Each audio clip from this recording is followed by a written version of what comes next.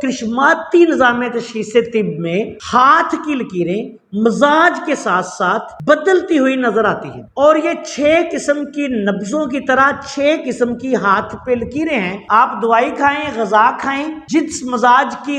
غذا یا دوائی استعمال ہو رہی ہے، آپ کے ہاتھوں کی لکیریں تبدیل ہوتی ہوئی آپ کو نظر آئیں گی۔ حکیم صاحب، یہ جو کرشماتی تشخیص کا نظام ہے، اس کا جدید میڈیکل سائنس یا جدید طب میں کہیں کوئی ذکر ہے موجود؟ دوسرا بتائیں کہ آپ نے اس کا جو ہے وہ کیسے لیا ہے، آپ کے ذہن میں کیسے آیا کہ ایسے جو ہو سکتا ہے، اس حوالے سے روشنی ڈالیں۔ بسم اللہ الرحمن الرحیم۔ پیارے بھائی، ایسا ہے کہ جو کرشماتی نظام تشخیص طب اللہ تعالیٰ کے خصوصی کرم و فضل سے میں نے دنیا کے سامنے پیش کیا ہے، پوری دنیا کی میڈیکل سائنس میں اس کا کہیں اشارہ بھی نہیں ملتا۔ دنیا کی جو میڈیکل کی تاریخ ہے، جس کو طبی تاریخ آپ کہہ سکتے ہیں، طب کے مختلف ادوار رہے، زمانہ قبل از مسیح، پھر بعد از مسیح، پھر نبی کریم صلی اللہ علیہ وسلم کے مبعوث ہونے کے بعد، آپ صلی اللہ علیہ وسلم کی آمد کے بعد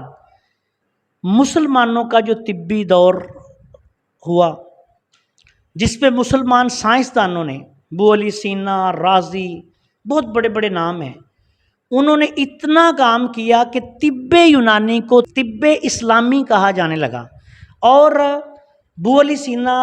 رحمۃ اللہ علیہ کی جو کتاب القانون ہے،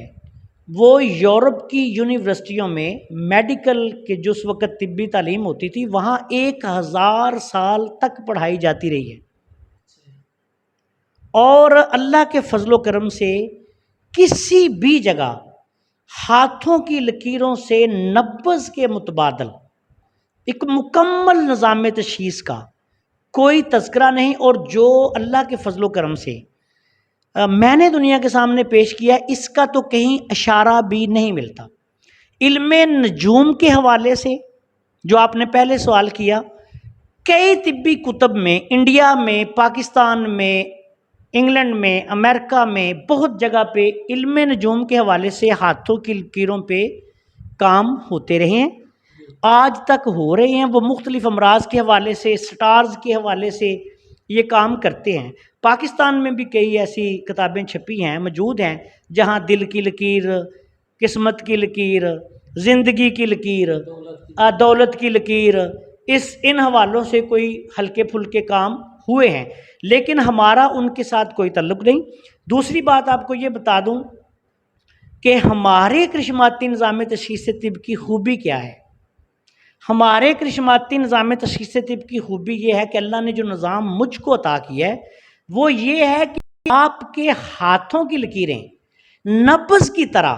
مزاج کے ساتھ ساتھ بدلتی نظر آتی ہیں۔ یہ ایک یونیک سسٹم آف ڈائگنوسس ہے، تشخیص کا ایک ایسا نظام ہے کہ جس کی کوئی مثال ہی دنیا میں نہیں ملتی۔ کہ ہاتھوں کی لکیریں دیکھیں، آپ کہیں گے یہ کیسے بدلتی ہے، کوئی بندہ بھی اس کو دیکھے کیسے بدلے گی، یہ نہیں بدل سکتی۔ لیکن اللہ کے فضل و کرم سے جو لوگ میرے پاس آتے ہیں، جن کو میں پڑھاتا ہوں، میں سمجھاتا ہوں کہ بھئی یہ ایک نظام ہے، اور یہ قوانین قدرت میں سے قانون ہے، یہ بات یاد رکھیں، اس میں میرا کوئی کمال نہیں، اللہ تعالیٰ نے مجھے یہ عطا کیا، اور میں نے اس میں یہ بھی آپ کو بتا دوں کہ یہ عطائے ربی ہے، ٹھیک ہے۔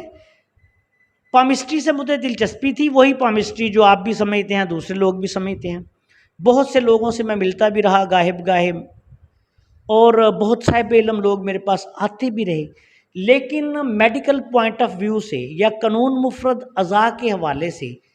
اس پہ بس کچھ مجھے اشارے ملے، میں نے غور و فکر کیا، جس طرح اللہ تعالیٰ قرآن پاک میں فرماتے ہیں کہ اور نشانیاں ہیں عقل مندوں کے لیے۔